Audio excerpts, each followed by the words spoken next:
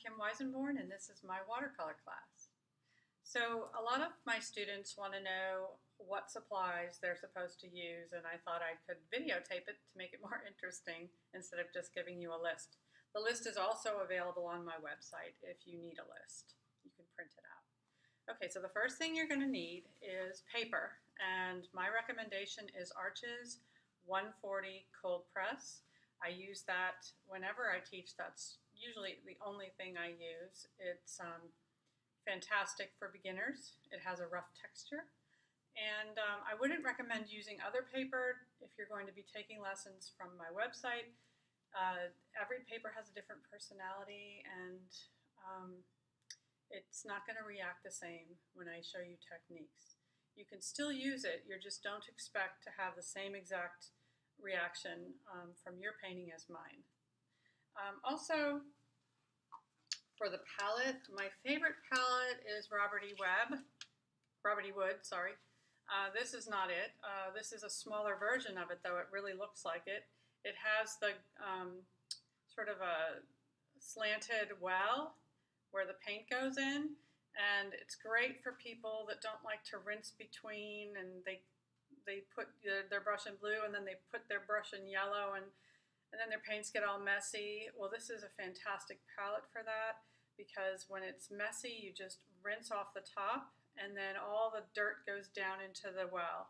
And you can clean the wells out later if you want to. You don't have to, because you can just keep piling on fresh paint and keep rinsing it down, and you know, the goo just goes to the bottom. That's the way I do it. I don't like to rinse between. I like to save as many steps as possible when working in watercolor. So this is the Robert E. Wood palette. Comes with a lid. Great palette. You do need to wash it first with soap and a sponge, because when you first buy it, it has this sort of oil slick on it, and the paints don't really stick. So you have to really scrub it. Not hard with a Brillo pad, but definitely you need to get that oil slick off. Okay, so the next thing I recommend are paints. I use many different brands. Winsor Newton. I use the professional grade because they're more expensive, but the student grade has a lot of what's it called? It's like this gel additive that basically is not necessary, and it fills up the tube, and you're really not saving any money. And the colors aren't as wonderful as they are in the professional grade.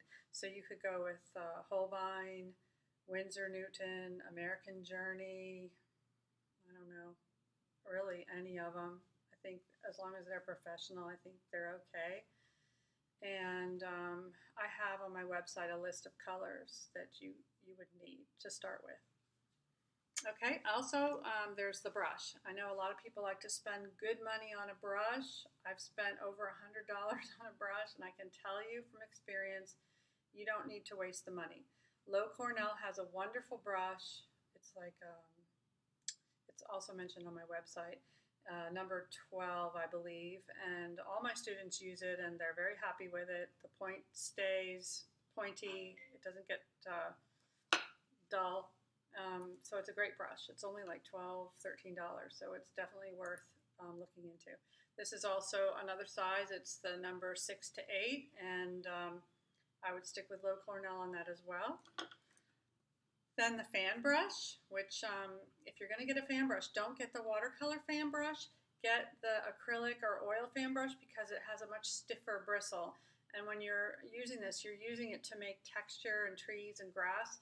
And the water one is too soft, the watercolor one. So get, this is like boar bristle or horsehair or something, and it's not expensive. You shouldn't spend a whole lot on your brushes.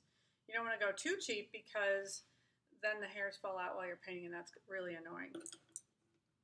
This brush is a rigger brush, and they come in all sizes. I don't know if you can see it, but it has really long bristles, and it comes to a really fine point. And it's great for making branches, trees, and any kind of calligraphy in your painting. Calligraphy doesn't necessarily mean words. It can be any kind of line detail that you want to put in your painting. This is a fabulous brush to have. Also, this little sponge. It's a sea sponge, and if you can see it really close up, it's very natural, and it's wonderful for pulling away. If you wet it, and you can almost pull away color from your painting, a sun, a moon, anything really. I use it a lot. I wipe drips away with it. It's a great tool. Also, it's a great tool for making texture, leaves, rocks, things like that. So it's cheap and it's worth the investment. Also, a toothbrush is a great tool. We use that to make texture and spatter as well. You're going to need water, a paper towel, and a surface to work on. You don't have to work on the tilt. I prefer to work on the tilt because I love loose painting, and that's just one more way of making a loose painting. So thank you and enjoy.